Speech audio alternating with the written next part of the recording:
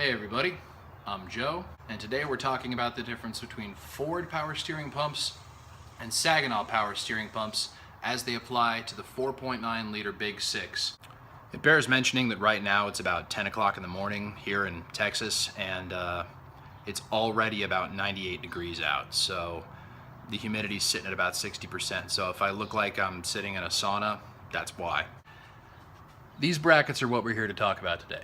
So right here, we've got the Ford style power steering pump bracket, and you would hold your air conditioning compressor here and the Ford power steering pump bracket here. Your belt tensioner goes right here. Here, you've got the Saginaw type bracket, and again, air conditioning compressor goes here, power steering pump goes here, belt tensioner goes here. Couple of key differences to look out for. First off, as you can see, you've got this extra hoop of steel, or actually, I'm sorry, not steel, aluminum. These are both aluminum. Right here on the top of the Ford style, and on the Saginaw style, you don't. That's not because the Saginaw pump drops in or anything like that. It's got 3 bolts that secure it to the bracket, and I'll show you the difference between what a Saginaw pump looks like and what a Ford style power steering pump looks like in just a minute.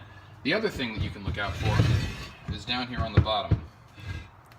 Now on the Saginaw type pump, you've got these 2 bolt holes right here that actually bolt right into the block.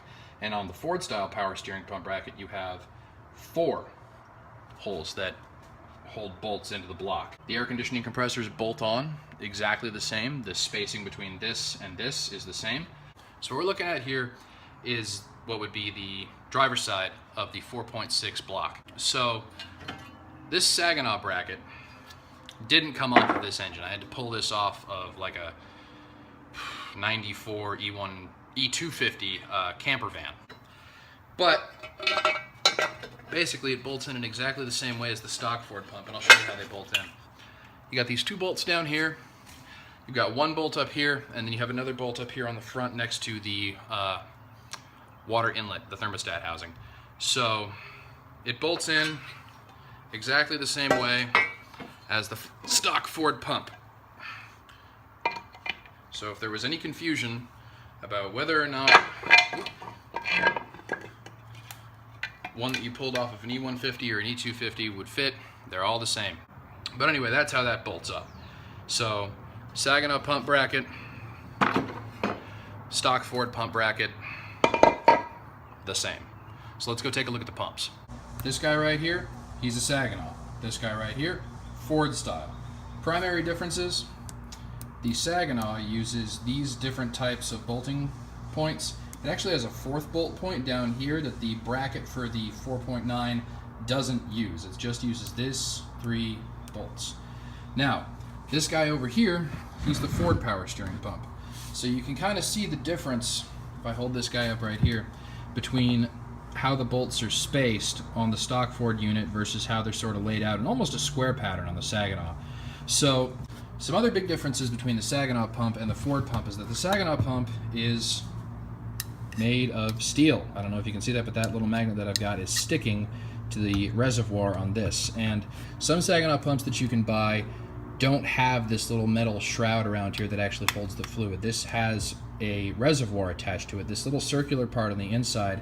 That's where all the pump lives. And you can get Saginaw pumps that don't have this reservoir attached to it. So now the Ford pump is the one that everybody wants to replace, and there's a couple of reasons for that. The first of which is that this is made of plastic. This whole external reservoir is made of plastic.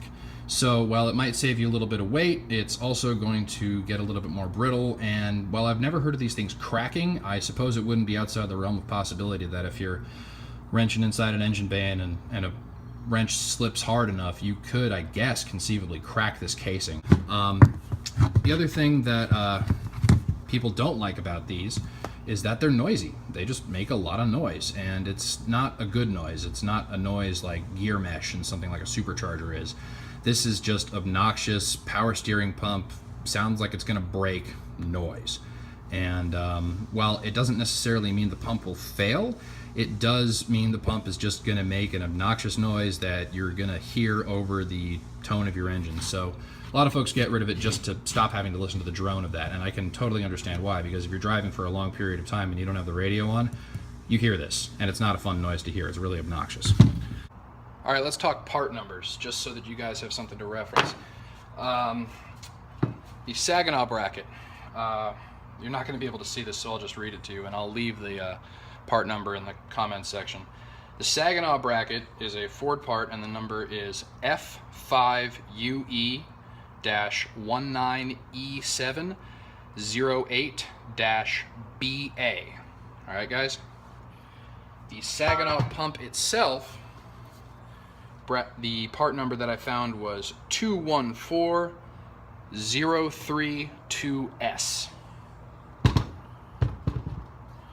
Ford power steering pump that I found has the following part number: E8DC-3A578-BA, and then below that, this is the main part number, then below that there's another part number that's 9-JCI.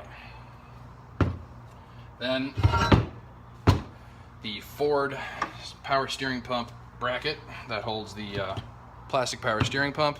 The part number is going to be right here on the inside of the actual bracket, and it is FOTA-19E708-BA. So with all that information, you guys should be able to figure out what type of bracket you're looking at if you're bidding on one on eBay or looking around on Craigslist. All right, another thing to keep in mind is that since these brackets are aluminum, you're going to want to use anti-seize. The reason I bring this up is because when I pulled the Saginaw bracket out of the junkyard and I tried to move the air conditioning compressor off of that bracket, one of the bolts rounded off because I guess whoever installed the air conditioning compressor on there decided not to use anti-seize. That's fine, it happens. The air conditioning compressor utilizes the threads that are cast into the bracket, and since those are aluminum and you don't use anti-seize, they can gall and stick the bolt. So keep in mind that whenever you're reinstalling the air conditioning compressor, anti-seize is your friend, because if you round off a bolt, you're going to end up having to do what I did and basically hack a corner off the side of the air conditioning compressor with a hacksaw. And if that's the air conditioning compressor you're going to use, you're probably going to end up hating life, or like I did, pay $5 more at the junkyard and end up bringing home an air conditioning compressor that I'm just probably going to use for a core charge down the road. So, that being said, Saginaw, Ford style. If you have questions, leave them in the comments. I'll be happy to answer them. And try to stay cool out there. It's pretty hot here in Texas. All right, see you later.